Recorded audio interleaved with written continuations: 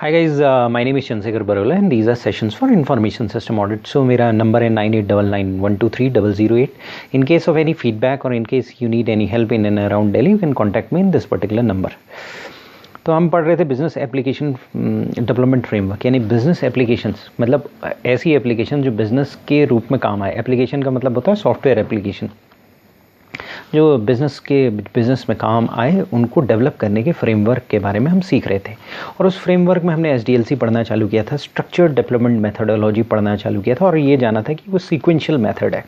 और उसके बाद हमने उसके फ़ायदे, नुकसान, रिस्क ये सब पढ़ लिया था। और अब हम पढ़ रहे थे फीजिबिलिटी स्टडी पढ़ ली थी अपने। फीजिबिलिटी स्टडी हमने ये जाना था कि फीजिबिलिटी स्टडी वो स्टेप है जहाँ पर से आप अगर आगे बढ़ गए तो इसका मतलब ये है कि फिर आप पीछे नहीं जाओगे। आप फीजिबिलिटी स्टेप तक आप ये डिटरमाइन करोगे कि ये फीजिबल है कि नहीं है। और लेवल्स ऑफ फीजिबिलिटी हमने पढ़ा था कि भाई हर टाइप्स ऑफ फीजिबिलिटी स्टडी हमने पढ़ा था। लीगल फीजिबिलिटी, लीगल पर्सपेक्टिव से फीजिबिलिटी देखोगे, टेक्निकल, फाइनेंशियल, इकोनॉमिक, सब पर्सपेक्टिव से फीजिबिलिटी देखकर फिर आगे बढ़ोगे। और फीजिबिलिटी स्टडी करते समय हमने स्कोप को क्रिस्टलाइज़ किया था। स्कोप में हमने ये जाना था कि सबसे पहले तो हम ये क्रिस्टलाइज बाउंड्री बनाएंगे, यानी कि उन बाउंड्रीज़ के अंदर हम सॉल्यूशन देंगे। यानी कि अगर हम विप्रो और इन्फोसिस जैसी कंपनी है और एक यूज़र मैनेजमेंट है, एक यूज़र कंपनी है सपोज़, जहाँ पर हम जाकर उसको प्रॉब्लम का सॉल्यूशन दे रहे हैं, तो हम क्या करेंगे, हम ये उसे बताएंगे भाई इस प्रॉब्लम क्या होगी, पहले ही बताएंगे और उसके बाद बताएंगे क्या प्रॉब्लम से एड्रेस होगा, मतलब प्रॉब्लम कैसे ख़त्म होगी, हम प्रॉब्लम किस लेवल तक ख़त्म कर सकते हैं और क्या नहीं होगा। कई बार प्रॉब्लम पार्टली, अगर कोई एक हमने आइडेंटिफाई की कोई प्रॉब्लम, तो हमने कहा जी पार्टली सॉल्यूशन है इसका और यहाँ तक इसका सॉल्यूशन है। तो स्कोप हम क्रिस्टलाइज़ करेंगे, बहुत अच्छी तरह से क्रिस्टलाइज़ करेंगे। और हमने ये पढ़ा था कि फंक्शनल रिक्वायरमेंट क्रिस्टलाइज़ करेंगे, data processing requirement, control requirement, performance requirement, constraints, interfaces, reliability requirement, ये सारे स्कोप के टाइम पर हम क्रिस्टलाइज़ करेंगे कि भाई ये स्कोप है, ये चीज़ें सॉल्व होंगी। तो यानी कि what will be addressed by solution, what will not be addressed by solution हम स्कोप में डिफाइन करेंगे और वो डिफाइन करके हम दे देंगे और उससे बोलेंगे कि अब आगे चलना है तो बताओ। हम फीजिबिलिटी स्टडी करेंगे। फीजिबिलिटी स्टडी करके हमने डिसाइड किया, सपोज़ हमने डिसाइड किया कि आगे नहीं बढ़ना है, अब ये फीजिबल नहीं है, तो यहीं पर प्रोसेस स्टॉप हो जाएगी। अब हम आगे बढ़ेंगे तो हम नेक्स्ट सीक्वेंशियल स्टेप क्या होगा, नेक्स्ट सीक्वेंशियल स्टेप होगा सिस्टम रिक्वायरमेंट एनालिसिस। यानी ये सिस्टम को डिज़ाइन करने से पहले का स्टेप है। पहले तो फीजिबिलिटी हमने पढ़ी और डिज़ाइन करने से पहले, सिस्टम डिज़ाइन से पहले रिक्वायरमेंट एनालिसिस करेंगे। तो रिक्वायरमेंट एनालिसिस कैसे स्टार्ट करेंगे, एक नया सिस्टम अब हम डिज़ाइन करेंगे। मैनेजमेंट ने बोल दिया कि डिज़ाइन करो, फीजिबल लगता है और स्कोप भी उसका डिफ़ाइन हो गया। अब स्कोप डिफ़ाइन होते ही बहुत सारे जो कन्फ्यूजन है यूज़र मैनेजमेंट और जो नॉर्मल मैनेजमेंट है, सॉरी यूज़र मैनेजमेंट और जो इन्फोसिस या विप्रो जो कंपनी है या फिर किसी कंपनी का इंटरनल टीम है, वहाँ पर IT टीम है, उनके बीच में जो कन्फ्यूजन है वो ख़त्म हो गया। बहुत एक पर्टिकुलर लेवल तक कन्फ्यूजन, कॉन्फ्लिक्ट ख़त्म हो जाएगा क्योंकि स्कोप हमने क्रिस्टलाइज़ किया। लेकिन सिस्टम रिक्वायरमेंट एनालिसिस में हम इस प्रोसेस को थोड़ा और आगे बढ़ाते हैं। हम निटी-ग्रिटी डिटरमाइन कर लेते हैं कि ये और ब्रॉडली नीचे जाते हैं। यानी कि हम उस प्रोसेस तक जाते हैं कि जहाँ पर एक प्रिलिमिनरी डिज़ाइन क्रिएट कर देते हैं हम। जनरली कई बार नहीं होता है प्रीलिमिनरी डिज़ाइन क्रिएट, लेकिन जनरली हम क्या करते हैं, एक इंटरैक्टिव प्रोसेस के थ्रू इस स्टेज में एक प्रीलिमिनरी डिज़ाइन तैयार करते हैं, एक डिज़ाइन का एक खाका सा तैयार करते हैं और वो खाका मैनेजमेंट को देते हैं और उससे उसके व्यूज़ लेते हैं, यूज़र मैनेजमेंट के मॉडिफिकेशन, अप्रूवल, इंडोर्समेंट लेते हैं ताकि फर्दर कन्फ्यूजन कोई ना हो। कल की डेट में कोई ये ना कहे, रीइंफोर्स करते हैं। कोई अगर कन्फ्यूजन रह गया, कोई एम्बिग्विटी रहेगी, उसको ख़त्म करते हैं। हर स्टेप में हम एम्बिग्विटी ख़त्म करते जाएंगे क्योंकि फाइनली क्या होता है कि जो यूज़र मैनेजमेंट है वहाँ पर बहुत सारे वेस्टेड इंटरेस्ट होंगे जो इस सिस्टम को सबोटाज करने की कोशिश करेंगे और बहुत सारे लोग होंगे जो ये चाहेंगे कि एक पर्टिकुलर कॉस्ट में ज़्यादा से ज़्यादा उन्हें चीज़ मिल जाए। तो क्योंकि दोनों तरफ कॉस्ट इम्पॉर्टेंट है। जो इन्फोसिस या विप्रो जैसी कंपनी जो सॉफ्टवेयर डेवलप कर रही है उसको भी कॉस्ट इंपॉर्टेंट है, क्योंकि उसे अपने बंदों को पैसा देना है, मैन आवर्स जो लगाए उसे पैसा देना है, अपनी जो टेक्नोलॉजिकल स्किल है, जो सॉफ्टवेयर स्किल्स हैं उसके लिए पैसा लेना है, तो एक पर्टिकुलर मार्जिन रखना है। तो उन्हें वहाँ पर उस पर्टिकुलर पर्सपेक्टिव से सारे डिलीवरेबल्स आइडेंटिफाइड होनी चाहिए, यानी कि जो भी डिलीवरी कर रही है वो चीज़ आइडेंटिफाई होनी चाहिए। यानी कि आप एक जनरल प्रिलिमिनरी डिज़ाइन बना देंगे, डिज़ाइन पूरी तरह से नहीं बनाएंगे, एक खाका सा बनाएंगे। यानी सिस्टम रिक्वायरमेंट एनालिसिस में जहाँ से फिजिबिलिटी स्टडी खत्म हुई और जहाँ पर एक प्रिलिमिनरी डिज़ाइन बन गया, एक खाका सा बन गया, एक वो दोनों चीज़ों के बीच की जो चीज़ होती है वो सिस्टम रिक्वायरमेंट एनालिसिस होती है। तो हम डिज़ाइन कर रहे हैं अब हम नए सिस्टम को, तो पहले क्या इंपॉर्टेंट चीज़ें हैं, जो सबसे पहली इंपॉर्टेंट चीज़ें हैं कि हम एग्जिस्टिंग ऑर्गेनाइजेशन की हिस्ट्री, स्ट्रक्चर और कल्चर को एनालाइज करेंगे। उसके बाद एग्जिस्टिंग इंफॉर्मेशन फ्लोज़ को समझेंगे। सारे इंफॉर्मेशन फ्लोज़ हमारे पास होनी चाहिए। कई मेथड्स हैं, फ्लो चार्ट्स हैं, DFD हैं, डेटा फ्लो डायग्राम्स हैं, वो एग्जिस्टिंग इंफॉर्मेशन फ्लोज़ हमारे पास होनी चाहिए। इस एग्जिस्टिंग इंफॉर्मेशन फ्लो से हम फाइनल डिज़ाइन फेज़ में जब जाएंगे तो फाइनल जो इंफॉर्मेशन फ्लोज़ किस तरीके से डेटा फ्लो होगा वो सब डिज़ाइन फेज़ में बनेगा। तो यानी कि सबसे पहले हम क्या समझेंगे, हिस्ट्री, स्ट्रक्चर और कल्चर समझेंगे ऑर्गेनाइजेशन की। ये बहुत इंपॉर्टेंट है कि ऑर्गेनाइजेशन कितना बड़ा है, कितना छोटा है, उसका स्ट्रक्चर क्या है, कल्चर है, क्या हिस्ट्री है, उसमें एजुकेटेड लोग ज़्यादा हैं या ऐसे लोग, टर्नओवर क्या है। कई कंपनीज़ में एक्सट्रीमली लो टर्नओवर होता है, वो उसकी स्ट्रेंथ भी होती है, वो उसकी वीकनेस भी होती है। वो ये होती है कि बंदा वहाँ पर रहेगा, सीखेगा। और दूसरा सबसे बड़ी प्रॉब्लम ये होती है कि अगर बंदा टर्नओवर लो है, बंदा नहीं जा रहा है, तो वेस्टेड इंटरेस्ट भी बहुत स्ट्रॉन्ग होते हैं जो उस सिस्टम को नहीं आने देना चाह रहे होते हैं। रेजिस्टेंस टू चेंज भी हो सकता है। और कई बार क्या होता है कि एक ऐसा इन्वायरमेंट है जो हाईली कॉम्पिटिटिव इन्वायरमेंट है, हाईली ओपन इन्वायरमेंट है, वो उस चेंजेस को एम्ब्रेस करना चाहेंगे, बड़ी तेज़ी से एम्ब्रेस करना चाहेंगे। तो आपको हिस्ट्री, स्ट्रक्चर और कल्चर पता करना पड़ेगा। और उसके बाद ये भी पता करना पड़ेगा भाई उसका स्ट्रक्चर कैसा है, पिरामिडल है कि डेमोक्रेटिक स्ट्रक्चर है। क्योंकि ऐसा होता है कि अगर मान लिया सपोज़ किसी भी आज की डेट में एक चीज़ आई है जैसे कहते हैं सोशल मीडिया, वो एक डेमोक्रेटिक फॉर्म ऑफ एक्सप्रेशन है, लेकिन वो डेमोक्रेटिक कंट्री में ही चल पा रहा है। नॉन डेमोक्रेटिक कंट्री उसे रोकने की कोशिश कर रहे हैं। चाइना उसे रोकने की कोशिश कर रहा है, टर्की उसे रोकने की कोशिश कर रहा है, सऊदी अरेबिया उसे रोकने की कोशिश कर रहा है, इवन पाकिस्तान उसे रोकने की कोशिश कर रहा है। क्यों कर रहे हैं? और वहाँ वो सक्सेस नहीं होने दिया जा रहा है। क्यों? क्योंकि वहाँ पिरामिडल स्ट्रक्चर ज़्यादा है, वहाँ वेस्टेड इंटरेस्ट ज़्यादा है, डेमोक्रेटिक स्ट्रक्चर नहीं है। तो अगर ऑर्गेनाइजेशन के कल्चर को अगर आप समझेंगे तो आपकी उसकी पावर इक्वेशंस भी समझ जाएंगे। आप समझ जाएंगे कौन सा ऑर्गेनाइजेशन है, कौन सा, आप मीटिंग्स लेंगे तो आपको पता चल जाएगा कौन सा डिपार्टमेंट इसको रोकना चाह रहा है, और उसके रीजंस भी आप कई टाइम पर समझ जाएंगे। फाइनेंस वाला तो नहीं रोकना चाह रहा, फाइनेंस वाला रोकना चाह रहा है तो क्यों चाह रहा है? कहीं ऐसा तो नहीं इस एफिशिएंसी से उसको कोई प्रॉब्लम है। एडमिन वाला रोकना चाह रहा है तो क्यों रोकना चाह रहा है? कहीं ऐसा तो नहीं उसकी परचेजेस सामने सामने नज़र आने लगेंगी और वो परचेजेस में प्रॉब्लम है। आईटी वाला रोकना चाह रहा है, आईटी की परचेजेस में प्रॉब्लम तो नहीं है। एचआर वाला रोकना चाह रहा है, कोई कंसल्टेंट्स वगैरह के साथ उनका वो तो नहीं है, मींस इनफॉर्मल रिलेशनशिप तो नहीं है कंपनी के बाहर। तो ये सारी चीज़ें आपको समझ में आएंगी और ये भी समझ में आएंगी कि पावर इक्वेशन क्या है, कहाँ से उसको रोकने की कोशिश की जा रही है। तो फिर आपको सारे डिपार्टमेंट्स को साथ लेकर चलना पड़ेगा। तो उसको चलने के लिए आपको उसकी हिस्ट्री समझना बहुत ज़रूरी है, स्ट्रक्चर समझना बहुत ज़रूरी है और कल्चर समझना बहुत ज़रूरी है। अब क्या होगा कि आप बैठोगे, लोगों के साथ बैठोगे, मीटिंग्स करोगे, तो इंटरव्यूज़ करोगे, तो उनके रिस्पॉन्सेज बहुत गार्डेड होंगे। लोग ये आपको बताएंगे नहीं पावर इक्वेशंस के बारे में, लेकिन एक्सपीरियंस सिस्टम एनालिस्ट समझ जाएगा। He can read between lines. उसको पता चल जाएगा कि ऑर्गेनाइजेशन में क्या चल रहा है और उसको पता चल जाएगा कैसे सॉल्यूशंस इस ऑर्गेनाइजेशन में फिट हो सकते हैं। तो सबसे पहले आप क्या करोगे, हिस्ट्री समझोगे, स्ट्रक्चर समझोगे, कल्चर समझोगे और उसके बाद क्या करोगे, एग्जिस्टिंग इंफॉर्मेशन फ्लोज समझोगे कि किस तरीके से इंफॉर्मेशन फ्लो होती है इस ऑर्गेनाइजेशन की। तो आप बेसिकली आपको प्रॉब्लम पता है, प्रॉब्लम क्रिस्टलाइज हो चुकी है, उसका आपने स्कोप भी डिफाइन कर दिया है। तो मोटे तौर पर आपको आपकी प्रॉब्लम डेफिनेशन और प्रॉब्लम पैरामीटर्स मोटे तौर पर क्रिस्टलाइज हो चुके हैं। अब आप आगे बढ़ रहे हो।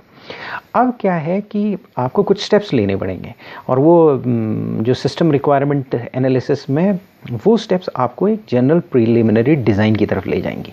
तो जनरल प्रीलिमिनरी डिज़ाइन अगर बनाना है तो सबसे पहले आपको स्टेक होल्डर से कंसल्ट करना पड़ेगा और उनसे पूछना पड़ेगा भाई आपकी एक्सपेक्टेशन क्या है, मतलब निटिग्रिटी पर आओगे कि किस तरीके की एक्सपेक्टेशन, किस तरीके से डेटा फ्लो होना चाहिए। तो वो बताएंगे कि किस तरीके से डेटा फ्लो होना चाहिए, आप कॉस्ट कटिंग कहाँ पर एक्सपेक्ट करते हो, आप इंटरफेस चाहते हो तो कैसा इंटरफेस चाहते हो, क्या टच स्क्रीन इंटरफेस होना है या किस तरह का इंटरफेस होना है। तो ये सारी एक्सपेक्टेशन आप लोगे, पता करोगे और कॉन्फ्लिक्ट्स को रिजॉल्व करोगे। और उसे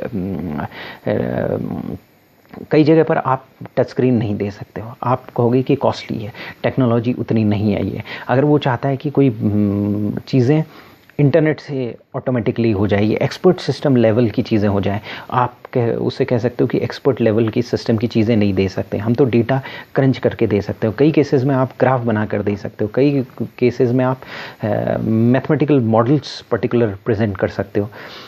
तो अगर ऑर्गेनाइजेशन क्या चाह रहा है आपको देखना, और आप क्या डिलीवरी दे सकते हो, क्या पॉसिबल है, ये आपको जॉट डाउन करना है। तो ये यहाँ पर भी एक कॉन्फ्लिक्ट होगा। स्कोप आपने डिफाइन कर दिया, लेकिन फिर भी अभी भी कॉन्फ्लिक्ट होगा। जब तक ये प्रीलिमिनरी डिज़ाइन नहीं पहुँचेगा तब तक काफ़ी कॉन्फ्लिक्ट होगा। तो आपको इस कॉन्फ्लिक्ट को डिटरमाइन करना है, करेक्ट करना है, प्रायोरिटीज़ डिटरमाइन करनी है, और फिर उसके बाद आपको बताना है कि सिस्टम इन्वायरमेंट से कैसे इंटरेक्ट करेगा।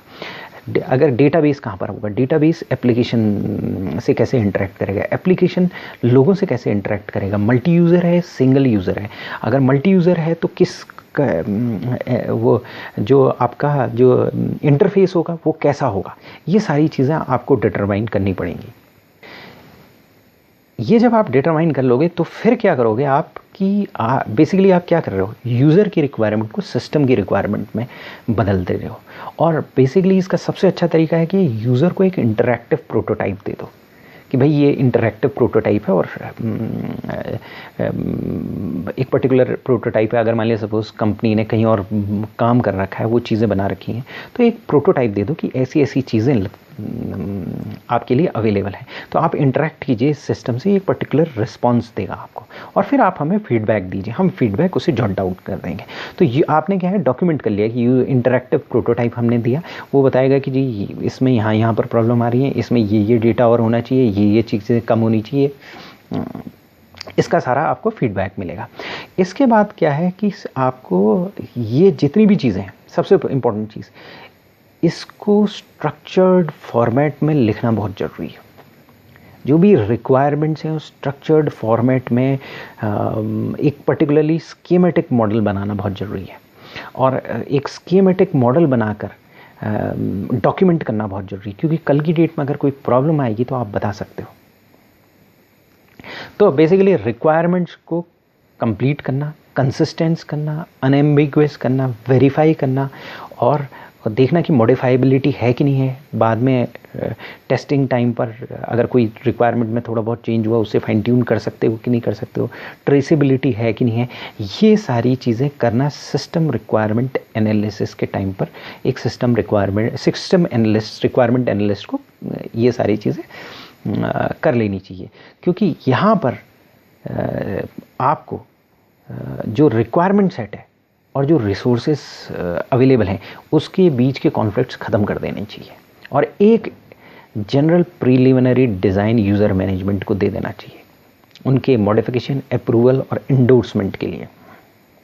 और यूज़र डिपार्टमेंट्स और सिस्टम को से क्या करना चाहिए, आपको रिसोर्सेज कंट्रीब्यूट कर लेनी चाहिए। आपको कहना चाहिए कि भाई मैं तो डेवलप कर रहा हूँ सिस्टम को, लेकिन रिस्पॉन्स जल्दी से जल्दी रिस्पॉन्स हो, तो आप बताओ किस बंदे को स्पॉक को अवेलेबल कराओ। तो स्पॉक कई बार क्या होगा, रिस्पॉन्स नहीं देना चाहेगा क्योंकि वेस्टेड इंटरेस्ट होगा। दूसरी बार ये भी हो सकता है उस स्पॉक को नॉलेज ना हो, वो डर रहा हो, वो कह रहा हो कि कल की डेट में ये सिस्टम आ गया तो मेरे सर पर आ जाएगी सारी चीज़ें। वो उतना कैपेबल नहीं हो, वो अनकैपेबल हो, तो ये आपको ध्यान रखना पड़ेगा। उसको बेसिकली आपको देखना पड़ेगा कि वो बंदा कैपेबल है कि नहीं है तो पोलाइटली आपको बोलना पड़ेगा कि हमें इस टाइप का बंदा चाहिए। और अगर वेस्टेड इंटरेस्ट है तो आपको समझना पड़ेगा कि वेस्टेड इंटरेस्ट है, तो फिर उसमें आपको ऑर्गेनाइजेशन को बताना पड़ेगा कि भाई हम मेल के थ्रू आपको ये इन्फॉर्मेशन देंगे, हमें इतने टाइम पीरियड के भी अंदर जवाब देना ज़रूरी है। आप इतने टाइम पीरियड के अंदर आंसर करना आपको ज़रूरी है, नहीं है तो फिर हम दूसरे बंदे को एस्केलेट करेंगे। तो यानी एस्केलेशन मैट्रिक्स जो है वो आपको ले लेना चाहिए। तो मोटे तौर पर अगर हम समझें, सिस्टम रिक्वायरमेंट एनालिसिस जो है प्रीलिमिनरी फिजिबिलिटी स्टडी के बाद का स्टेज है। यानी कि फिजिबिलिटी स्टडी खत्म हो गई और ये डिटरमाइन हो गया कि हाँ जी अब सिस्टम आगे बढ़ना है, तो स्कोप तो डिटरमाइन हो गया, यानी ब्रॉडली प्रॉब्लम का सॉल्यूशन क्या होगा, रिक्वायरमेंट क्या होगी, वो तो डिटरमाइन होगी हायर मैनेजमेंट के साथ बैठकर। थोड़ा टेक्निकल लेवल, थोड़ा ऑपरेशनल लेवल भी बैठ गया उसमें,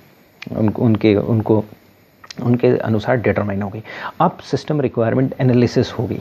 सिस्टम रिक्वायरमेंट एनालिसिस में क्या है, आप स्टार्ट कहाँ से करोगे, पहले ऑर्गेनाइजेशन की हिस्ट्री कल्चर को जानोगे। और वो जनरली क्या होता है, एक अच्छा सिस्टम एनालिस्ट है वो प्रीलिमिनरी डिज़ाइन करते करते वक्त उसे समझ में आ जाता है कि फिजिबिलिटी स्टडी करते करते समय तक उसे समझ में आ जाता है कि ऑर्गेनाइजेशन की हिस्ट्री, कल्चर और स्ट्रक्चर कैसा है, उससे एक्सपोज हो जाता है।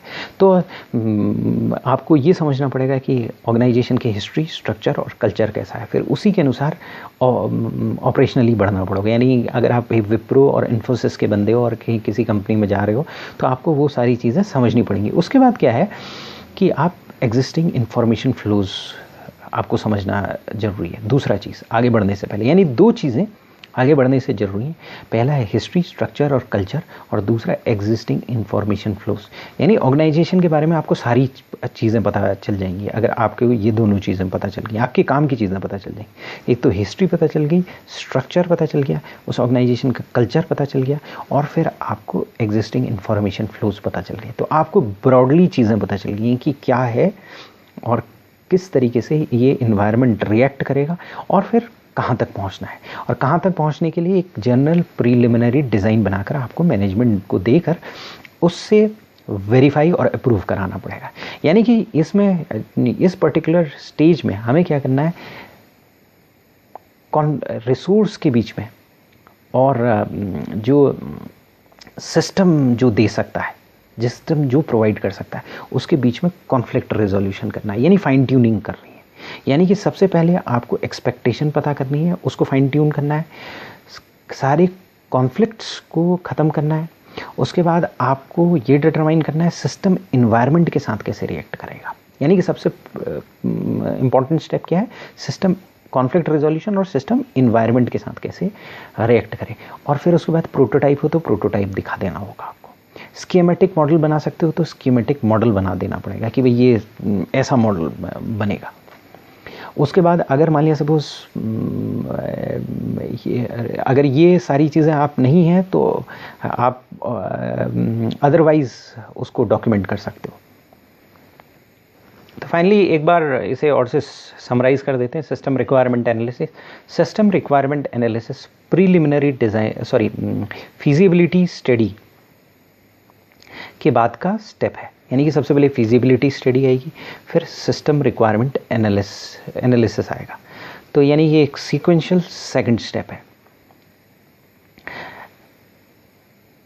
इस स्टेप से पहले स्कोप डिफाइन हो चुका होगा। इस स्टेप पर हम फाइन ट्यूनिंग करेंगे, कॉन्फ्लिक्ट रिजोल्यूशन करेंगे, लास्ट लेवल तक दिखाएंगे कि सिस्टम कैसे इन्वायरमेंट से इंटरैक्ट हो रहा है,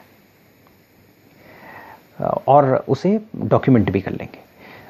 यूज़र इंटरैक्टिव प्रोटोटाइप हम इंट्रोड्यूस कर सकते हैं, यूज़र को प्रोटोटाइप दे सकते हैं ताकि उससे फीडबैक आए और जो रिक्वायरमेंट है वो फाइन ट्यून लास्ट लेवल तक ओके हो जाए।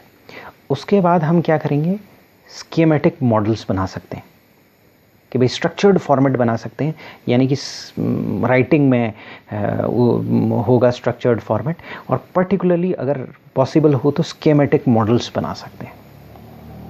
उसके बाद हम कंसिस्टेंट करेंगे सारे डिज़ाइन को, क्योंकि इनकंसिस्टेंसी हो सकती है, मतलब कैपेबिलिटीज़ इनकंसिस्टेंट हो सकती है। कैपेबिलिटी को कंसिस्टेंट लेकर आएंगे, कंसिस्टेंसी देंगे। उसके बाद हम रिक्वायरमेंट सेट और रिसोर्सेज जो अवेलेबल हैं उनके बीच में कॉन्फ्लिक्ट रिजॉल्व करेंगे, यानी कि जितने रिसोर्सेज हैं उसी के अंडर रिक्वायरमेंट होनी चाहिए। और फाइनली सबसे बेस्ट चीज़ ये है कि जनरल प्रिलिमिनरी डिज़ाइन दे देना यूज़र मैनेजमेंट को कि भैया ये है जनरल प्रिलिमिनरी डिज़ाइन। तो यानी कि हमने सबसे पहले ऑर्गेनाइजेशन की हिस्ट्री, स्ट्रक्चर और कल्चर समझा, जो कि हमने फिजिबिलिटी स्टडी के टाइम पर हमने काफ़ी हद तक समझ लिया है। और फिर इंफॉर्मेशन फ्लोज समझे, एग्जिस्टिंग इंफॉर्मेशन फ्लोज, और उसके लिए हम आगे पढ़ेंगे कि डेटा फ्लो डायग्राम और कई चीज़ें जो हैं उसका हम यूज़ करेंगे, वो भी सिस्टम रिक्वायरमेंट एनालिसिस में आएगा। तो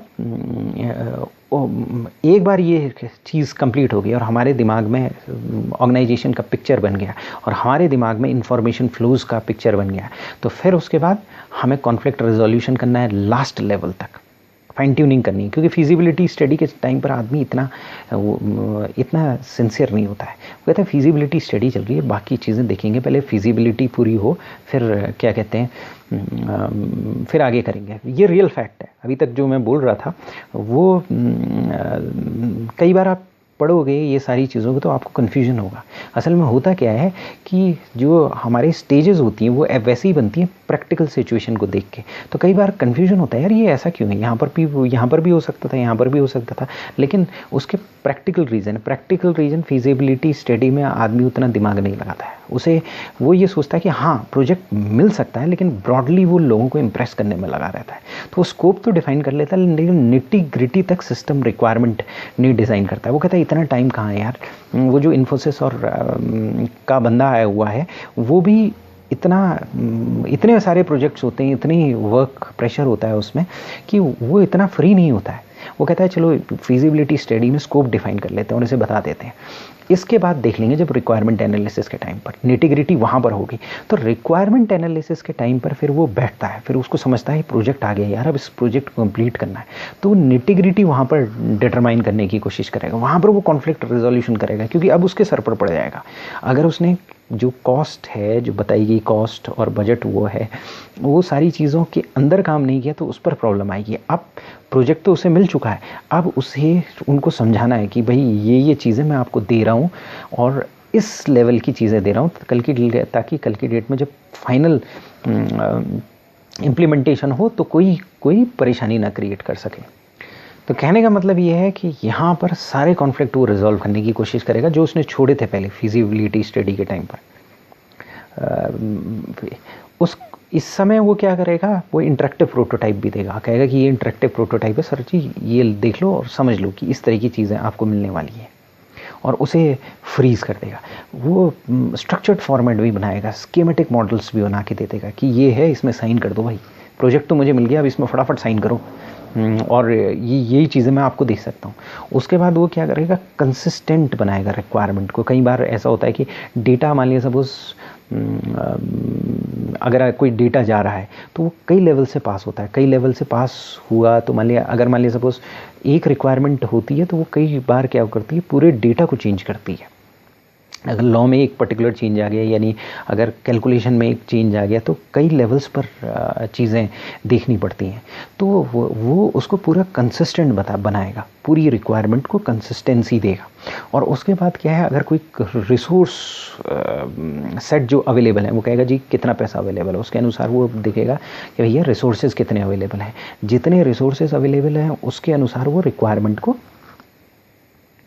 सेट करेगा। यानी कि अगर मान लिया सपोज प्रोजेक्ट है 50 लाख का प्रोजेक्ट है, तो वो देखेगा कि ये प्रोजेक्ट है और इसमें मुझे 50 लाख का प्रोजेक्ट है, तो सपोज़ वो कहेगा कि जी 50 लाख में से 25 लाख प्रॉफिट है, 25 लाख का मुझे काम करना है, इतनी मैन आवर्स है, ये हैं, इतने मुझे देने पड़ेंगे। तो वो रिसोर्स सेट जो है उसको आइडेंटिफाई करेगा और उसी के अंदर रिक्वायरमेंट को फ्रीज़ करने की कोशिश करेगा।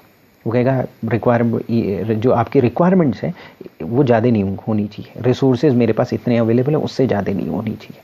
इस तरीके से वो सोचने की कोशिश करेगा और फिर एक जनरल प्रीलिमिनरी डिज़ाइन दे देगा कि भाई ये प्रीलिमिनरी डिज़ाइन है और एक सिग्नेचर ले लेगा। तो कहने का मतलब ये है कि फिजिबिलिटी के स्टडी के टाइम पर उसने बहुत ज़्यादा काम नहीं किया था, उसने कई चीज़ें छोड़ दी थी और वो छोड़ेगा ही छोड़ेगा। तो क्योंकि 10 जगह जाएगा तो 7 जगह फिजिबिलिटी स्टडी होगी और मामला ख़त्म हो जाएगा, नो में आंसर आएगा। 10 में से 7 में नो में आंसर आ गया, 3 में यस में आंसर आया, तो उस वहाँ पर उतनी निटिग्रिटी में नहीं जाएगा, उतना एफर्ट नहीं लगाएगा। सिस्टम रिक्वायरमेंट एनालिसिस में वो निटिग्रिटी में जाएगा। आप ये कह सकते हो कि सिस्टम रिक्वायरमेंट एनालिसिस तो फिजिबिलिटी स्टडी के टाइम पर ही होना चाहिए पूरी तरीके से। फिजिबिलिटी स्टडी के टाइम पर लास्ट लेवल तक आपको सोचना चाहिए, लास्ट लेवल तक बजट फ्रीज होना चाहिए। नहीं, ऐसा नहीं होता है। वहाँ पर अप्रॉक्सीमेट बजट होता है फिजिबिलिटी स्टडी में, उतना कोई आदमी उतना पेन नहीं लेता, मैनेजमेंट भी सीरियस नहीं होता है और जो कंपनी यूज़र मैनेजमेंट भी सीरियस नहीं होता है। जो कंपनी इन्फोसिस या ये आ रही है, जो कंपनी आ रही है आपको प्रोवाइड करने के लिए सॉल्यूशंस, वो भी सीरियस नहीं होती है। उसे पता नहीं होता है कि प्रोजेक्ट मिलेगा कि नहीं मिलेगा। लेकिन प्रोजेक्ट की सीरियसनेस तब आती है जब फिजिबिलिटी स्टडी के बाद यस हो जाता है और प्रोजेक्ट साइन हो जाता है। यानी कि जैसे ही फिजिबिलिटी स्टडी हुई और यस हुआ, प्रोजेक्ट साइन हो गया।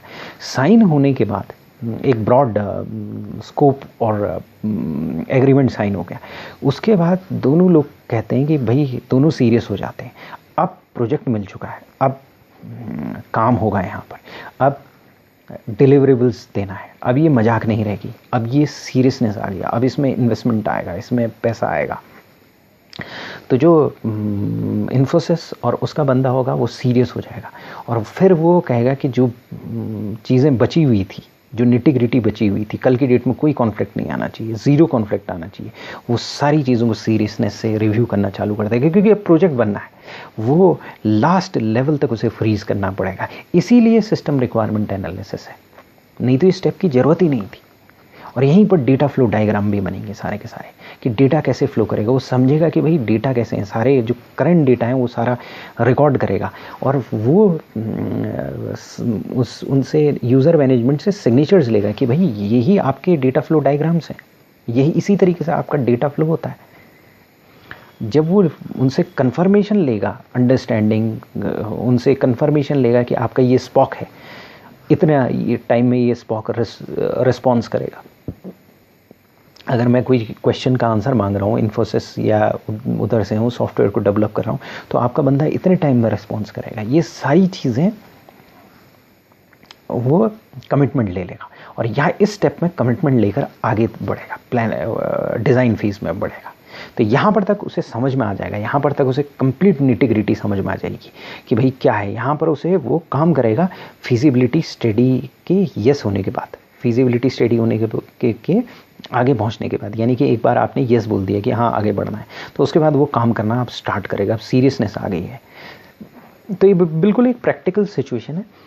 प्रैक्टिकलिटी में क्या होता है कि इनिशियल स्टेज में जब बंदा फिजिबिलिटी स्टडी कर रहा है तो वो इतना सीरियस कभी नहीं होगा। तो ये प्रैक्टिकलिटी के अनुसार अडॉप्टेड है। तो पहला स्टेज हो गया हमारा फिजिबिलिटी स्टडी, सेकंड हो गया सिस्टम रिक्वायरमेंट एनालिसिस, और हम डेटा फ्लो डायग्राम्स के बारे में अगले सेशन में पढ़ेंगे। थैंक्स।